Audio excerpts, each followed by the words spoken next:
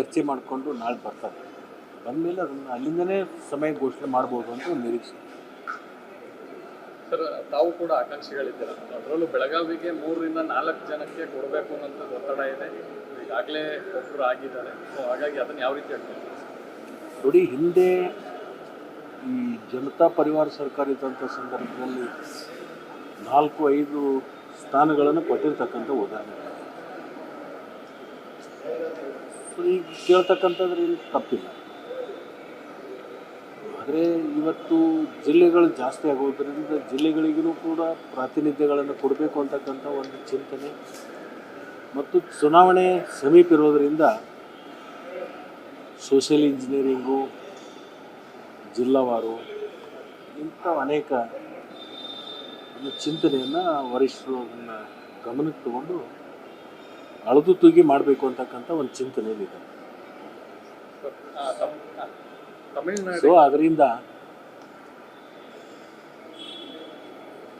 High command ಏನು ತೀರ್ಮಾನ ತಗೋತಾರೆ ಅದಕ್ಕೆಲ್ಲರೂ ಕೂಡ ಸಮ್ಮತವನ್ನು ಕೊಡಬೇಕಾಗುತ್ತೆ. ನಮ್ಗೆ ಆತ್ಮವಿಶ್ವಾಸ ಇದೆಯಾ ಸಚಿವ ಸ್ಥಾನ ಸಿಗುವಂಥದ್ದು?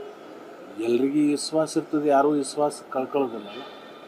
ತೀರ್ಮಾನ ಹೈಕಮಾಂಡ್. ಸರ್, ಕಾವೇರಿ ನೀರನ್ನು 3500 ಕ್ಯೂಸೆಕ್ಸ್ ನೀರು ಬಿಡಬೇಕು ಅಂತ ಆದೇಶ ಕೊಟ್ಟಿದೆ. ಈಗಾಗಲೇ ಅದ್ರ ಬಗ್ಗೆ ದಿಲ್ಲಿಯಲ್ಲಿ ಸಭೆ ಕೂಡ ನಡೆದಿದೆ. ನೀರಾವರಿ ಇಲಾಖೆ ಅಧಿಕಾರಿಗಳು ಕೂಡ ಹೋಗಿದ್ದಾರೆ. ಮಾನ್ಯ ಮುಖ್ಯಮಂತ್ರಿಗಳು ಕೂಡ ಪ್ರಮುಖವಾಗಿರ್ತಕ್ಕಂಥ ಅದರದ್ದೇ ಒಂದು ಚರ್ಚೆಯನ್ನು ಕೂಡ ತೊಗೊಂಡು ಹೋಗಿರ್ತಕ್ಕಂಥ ಇದೆ. ನಮ್ಮ ರಾಜ್ಯಕ್ಕೆ ಏನು ತೊಂದರೆ ಆಗದ ನಿಟ್ಟಿನಲ್ಲಿ ಅದನ್ನು ತೀರ್ಮಾನವನ್ನು ಮುಖ್ಯಮಂತ್ರಿಗಳು ತಗೋತಾರೆ ಅಂತಕ್ಕಂಥದ್ದು ನಮಗೆಲ್ಲರಿಗೂ ಕೂಡ ಒಂದು ವಿಶ್ವಾಸ. ಸರ್, KPSC ಹಗರಣಕ್ಕೆ ಸಂಬಂಧಪಟ್ಟಂತೆ ಭಾಳಷ್ಟು ದೊಡ್ಡ ಮಟ್ಟದಲ್ಲಿ ಚರ್ಚೆ ಆಗ್ತಾ ಇದೆ. ಸರ್, ಹೋರಾಟಗಳು ನಡೀತಾ ಇದೆ, ಆರಂಭವಾಗ್ತಾ ಇದೆ. ಸೊ ಈ ನೀಟ್ ನಂತರ ಈಗ ಇಲ್ಲಿ ಕರ್ನಾಟಕದಲ್ಲಿ KPSC ಹೋರಾಟ ಶುರುವಾಗ್ತಾ ಇದೆ.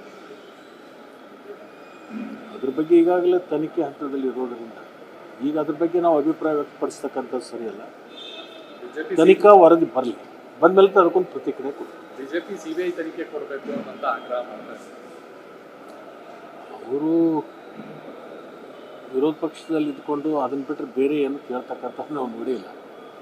ಪ್ರತಿಯೊಂದು ಕೇಸನ್ನು ಕೂಡ CBI ಕೊಡಬೇಕು ಅಂತಕ್ಕಂಥದ್ದಿದೆ. ಬಟ್ ಅವರು ಯಾರು ಈ ಹಗರಣಗಳನ್ನು ಮಾಡಿದ್ದಾರೆ ಅವರು ಈ ಒಂದು ಸಂದರ್ಭದಲ್ಲಿ ನಮ್ಮ ರಾಜ್ಯದ ಅಧಿಕಾರಿಗಳು ತನಿಖೆ ನಡೀತಕ್ಕಂಥ ಸಂದರ್ಭದಲ್ಲಿ ಅದೇನಾದರೂ ವೈಫಲ್ಯ ಆದಾಗ ಅದನ್ನು ಅವ್ರು ಕೇಳಬೇಕು. ಈ ಸಂದರ್ಭದಲ್ಲಿ ಕೇಳೋದು ಸರಿಯಲ್ಲ.